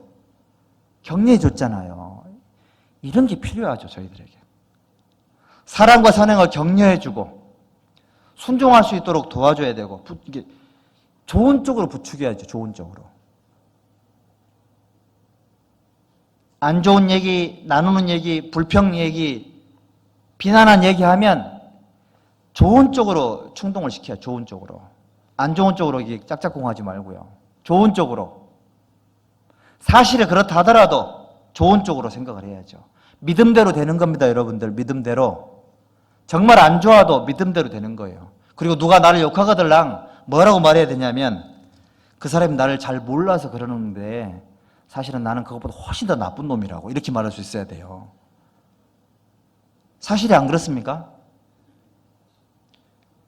저도 이제 이 전도를 하다 보니까요. 앞에 이제 목회를 하다 보니까 하여튼 욕을 많이 먹어요. 근데 귀에 안 들어오면 좀 다 들어와요. 그러니까 누가 나 욕하는지 내가 다 알아요. 모를 것 같죠. 제가 다 압니다. 그런데 있잖아요. 기분이 솔직히 안 좋긴 해요. 그런데 지금은 괜찮아요. 왜 그런 줄 알아요? 내가 뭘 알았냐면 그 사람이 나를 생각하는 것보다 내가 훨씬 더 나쁜 놈이라는 걸 내가 알아요. 할 말이 없어요. 할 말이. 사실이 그렇고 사실이. 그런데도 하나님이 나를 불쌍히 여겨주고 계신 거예요. 감사한 걸 써주니까. 그리고 그런 소리 들을 때는 정신이 번쩍 차려집니다. 그렇지, 내가 죄인이었지. 뭐 변명할 필요도 없어요. 하나님 그렇게 하신 거예요. 그 사람 통해서 너를 저주한 거예요. 왜죠? 쓰시려고. 저 사람의 저주로 인하여 하나님 너를 불쌍히 여길까 하노라. 그런 믿음 가지면 저주든 판단이든 어떤 소리를 들어도요 전혀 아무렇지도 않아요. 왜죠? 쓰시려고 그런 소리를 듣게 하는 거예요. 교만하면 쓰임을 못 받거든요. 겸손하라고 허락하신 거예요. 하나님이. 문제 가질 필요 없습니다.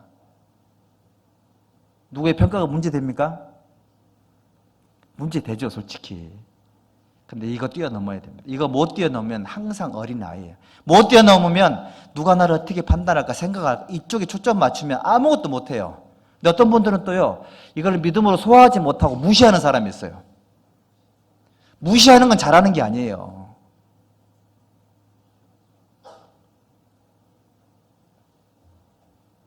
무시하고 밀어버리고 제껴버리고 하면 안 된다고요. 믿음으로 소화를 해야죠. 아셨죠? 그렇게 하시는 겁니다. 그렇게 해서 하나님 앞에 살아가야 됩니다. 자, 여러분들 그래서 서로가 사랑과 선행을 격려해 줘야 돼요. 격려. 무릇 마음에 있는 바를 행하소서. 하나님 그 마음을 주셨죠? 주신 마음이 있어요, 없어요? 있죠?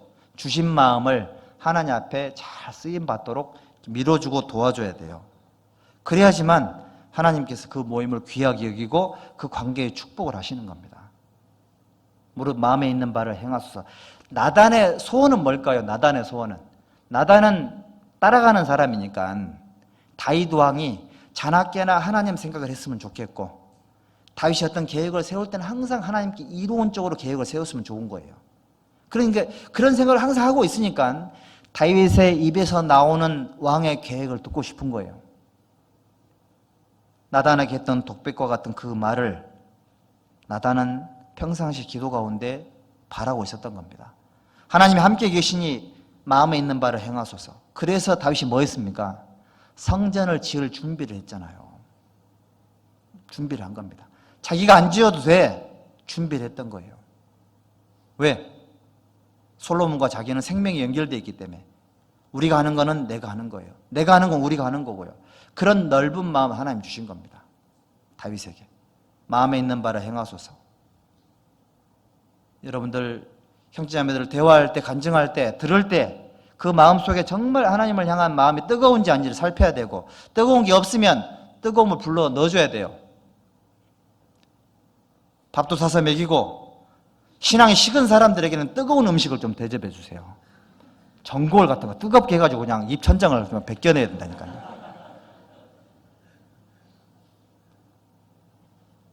벗겨져야지만 이렇게 새살이 돋을 거 아니에요. 마음이 식은 사람에게 냉면 같은 거 대접하지 말고 더 식기 때문에 그렇습니다. 그렇게 해야 되지 않겠습니까, 여러분들? 그렇죠? 그런 마음이 있어야 되거든요. 이런 마음들이 막 속에서 막 이렇게 막 뭉게뭉게 올라와야 되는데 이게 그런 마음들을 하나님께서 사람에게 주시는 겁니다. 그러면 하나님이 일할 수밖에 없습니다. 여호와로 쉬지 못하시게 하라. 하나님이 안 쉬려고 우리 마음속에 소원을 주신 거예요. 또 우리가 쉴 수 없는 또 한 가지 이유가 있습니다. 내 아버지께서 이제까지 일하시니 나도 일한다. 세상에 아버지가 일하는데 쉬는 아들이 있겠냐고요.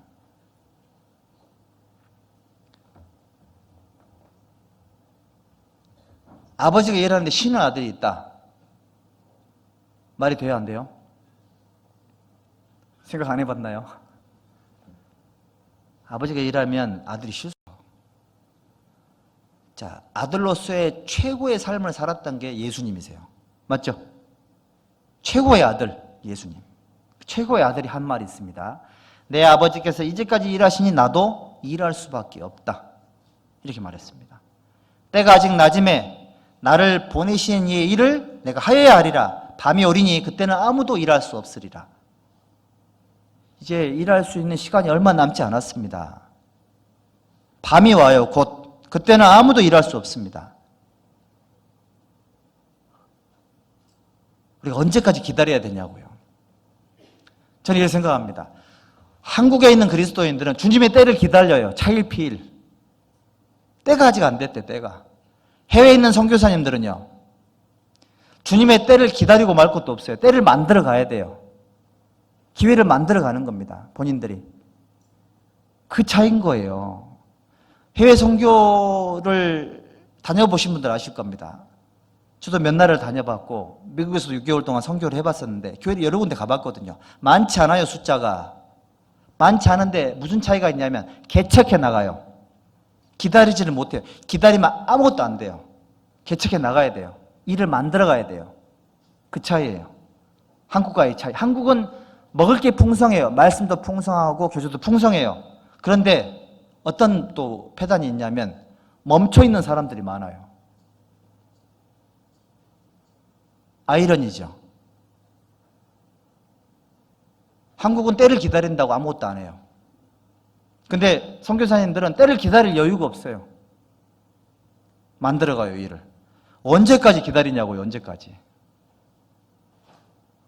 주님의 때는 언제 오죠? 내가 움직이는 그 시간이 주님의 때인 거예요. 주님의 때가 있으면 내가 움직일 거라고요. 그거는 옳은 생각이 아닌 겁니다. 옳은 선택이 아닌 거예요. 똑같은 상황이지만 개척할 건지 아니면 내가 뭐뭐 할 건지 스스로 결정을 하셔야 된다고요. 무릇 마음에 있는 바를 행하소서. 여러분들, 우리가 전도를 해야 됩니다. 전도를 해야 되고 복음을 전해야 되고 주님의 몸된 교회가 존재하는 이유를 하나님 앞에 자꾸 어필을 해야 돼요. 그래야지만 하나님 우리 교회를 써주신다고요. 구미교회를. 전국의 수많은 교회가, 전 세계 수많은 교회가 하나님께 쓰임 받으려고요. 계속 기도를 합니다. 하나님께서 기도하는 모든 교회의 그 간절함의 경중을 달아볼까요? 안 달아볼까요? 경중을 달아봐요. 간절함을 달아보고 책임감을 달아보고 그리고 실제로 엘리야처럼 엘리사처럼 끝까지 해야 되겠다는 그런 각오가 있는지 달아본다고요. 달아보고 우선 순위대로 하나님께서 도와줍니다. 화장실 가면 대변이 먼저 나와요? 소변이 먼저 나와요? 급한 놈이 먼저 나오죠. 급한 놈이. 하나님 달아보신다니까요. 그렇게 하나님 역사하시는 겁니다. 하나님의 선택은 그렇게 움직이고 있는 겁니다. 예나 지금이나 똑같아요. 여러분들, 여름이죠. 우리 여름에는 지금 대표적인 과일이 뭐가 있어요? 수박, 또 참외. 여러분들, 수박이 왜 수박인 줄 아세요? 참외가 왜 참외인 줄 아세요? 제가 가르쳐 드릴게요. 수박 왜 수박이냐면 복음을 전할 수밖에, 전도할 수밖에 없는 거예요. 그래서 수박이 된 겁니다. 참외는요, 이참에 전도합시다. 이참에. 맞아요, 들려요? 맞죠?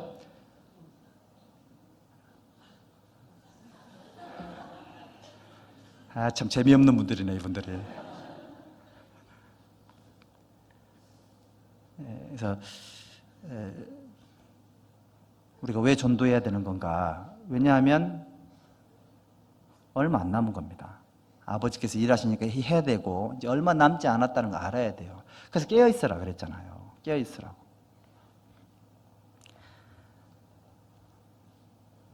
자, 이게 그럼 이제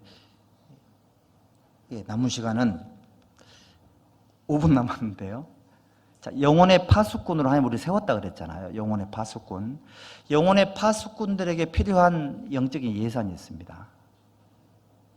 여러분들이 파수꾼으로서 쉬지 않으시고 쉬지 않고 일을 하기 위해서 하나님으로 쉬지 못하시게 하기 위해서 내가 필요한 예산이 있습니다. 첫 번째가 뭐냐면 하나님 말씀을 먼저 받아 먹어서 배에 가득 채워야 돼요.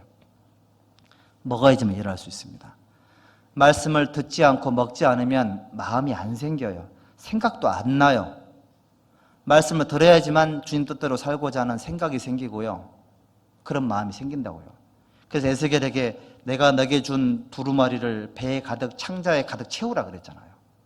먹고 가서 전하라라고 말씀을 했습니다. 말씀을 열심히 들으세요. 열심히 들으면 행하고자 하는 지혜가 생깁니다. 그리고 무릇 마음에 있는 바를 행하소서 그랬죠. 행하기 위해서는 용감해야 돼요. 하나님 앞에 용감해야 됩니다.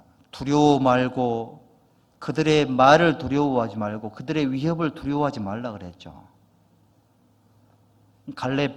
갈렙이라는 분은 85세에 아낙 자손들이 살고 있는 그 땅을 달라고 여호수아에게 요청을 했습니다. 용감해야 됩니다. 영혼의 파수꾼들은 용감해야 돼요. 자, 전도의 최고의 장애물 중에 하나가 두려움이에요, 두려움. 그렇죠? 약간 좀 무섭잖아요, 그렇죠?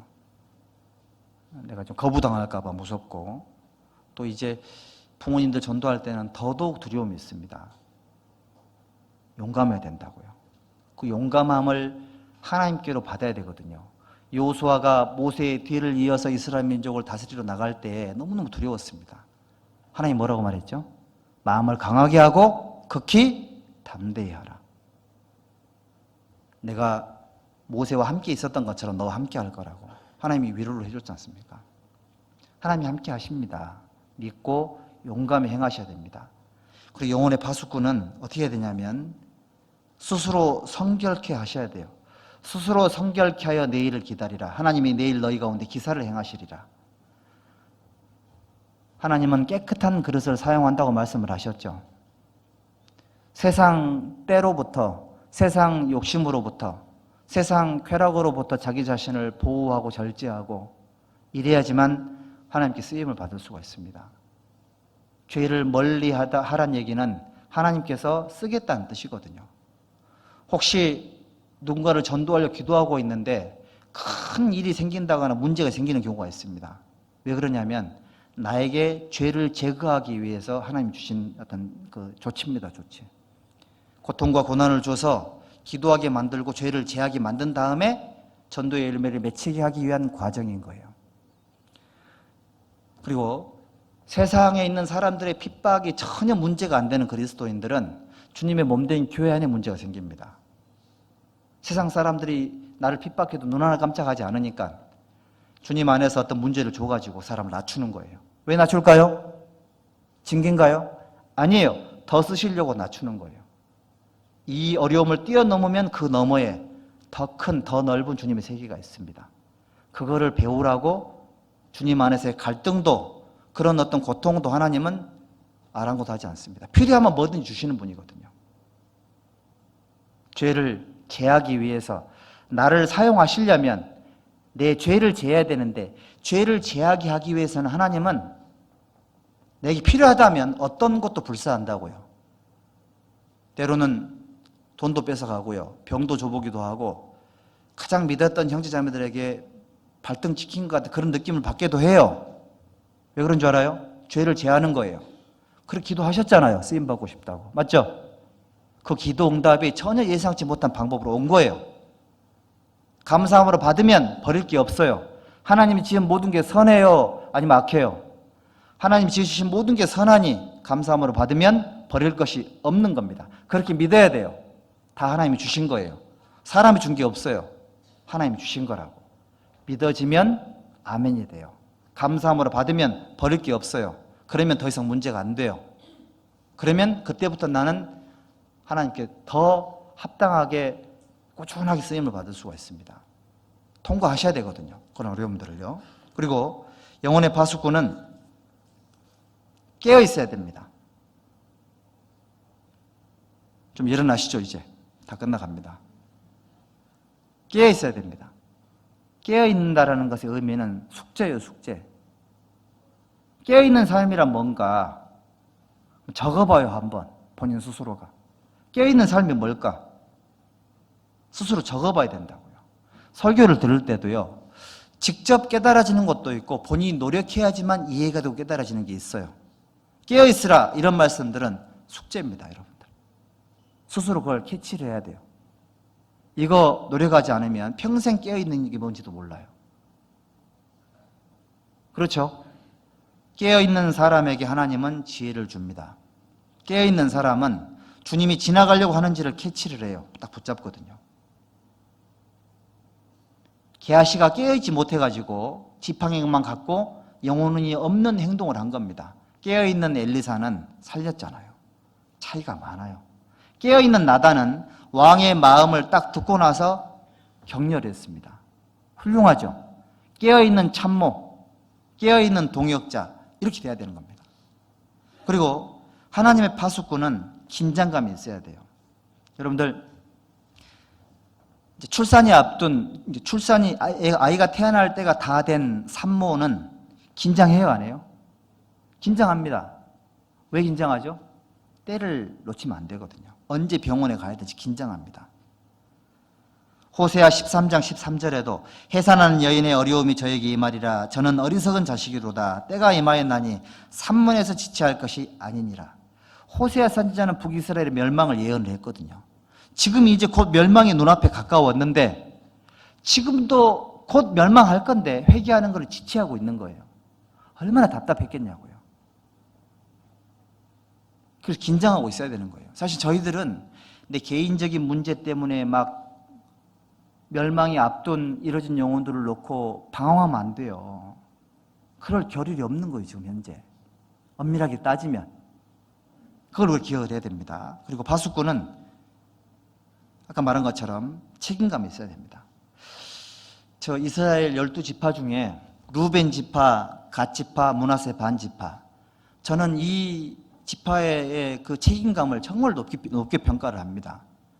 자, 요단강 동편의 땅을 먼저 기업으로 분배를 받았죠. 근데 그때 어떻게 약속을 했습니까?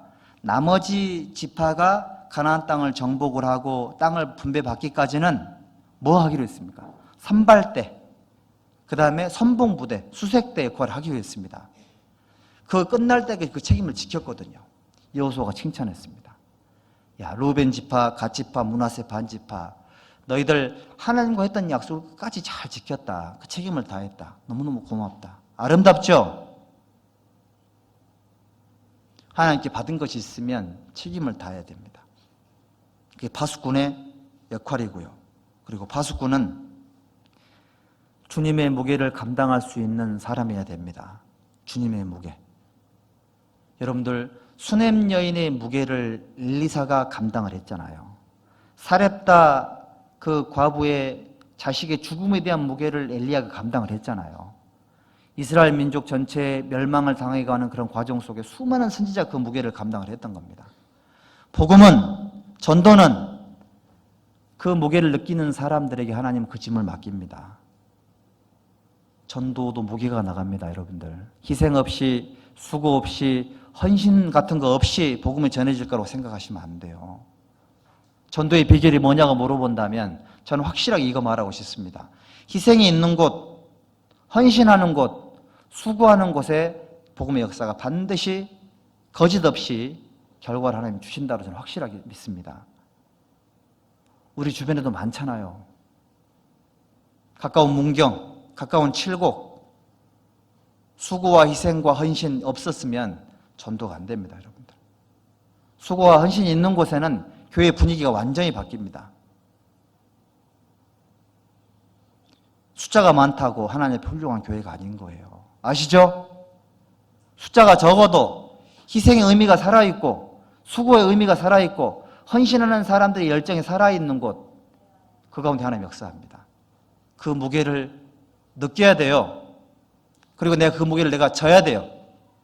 그 무게를 져야 됩니다. 주님의 생명의 복음을 전하기 전까지는 나의 생명을 조금도 귀하게 여기지 아니하노라. 생명으로 주님의 전도의 무게를 같이 겪었잖아요, 바울 사도가. 그거 전도가 일어나는 겁니다, 여러분들. 입으로만 아니라 행함으로만 아니라 삶의 무게로, 삶의 무게 속에서 일상적인 삶뿐만이 아니라 희생과 수고가 생겼을 때 기꺼이 감수하는 그런 게 진짜 멋있는 삶이라고요. 그런 무게를 감당할 수 있어야 됩니다. 파수꾼의 역할이에요. 그게 파수꾼인 겁니다, 여러분들. 그래서 우리 구미교회 형제 자매님들이 구미 지역을 지키는 파수꾼으로서 쉬지 말며 잠잠치 말고 또 하나님으로 쉬지 못하시게 만드는 그런 어떤 교회가 되었으면 좋겠습니다. 기도하겠습니다. 자비로우신 주님 감사합니다. 주님께서 구원해 주시고 주님의 거룩하신 사랑으로 함께 하시는 우리 구미교회를 주님의 전능하신 능력의 말씀께 부탁을 드립니다. 한 분 한 분의 영혼을 굽어 살펴주시고 우리 모두에게 구원의 확신을 주시고 우리 모두에게 이뤄진 영혼들을 위해서 살아가는 순수함의 열정이 처음 마음으로 회복될 수 있도록 자비를 베풀어 주시옵소서. 우리 모든 남은 생애 모든 삶을 이 모든 삶의 걸음을 주님의 말씀께 의지합니다. 주 예수님의 이름으로 감사하며 기도드렸습니다. 아멘.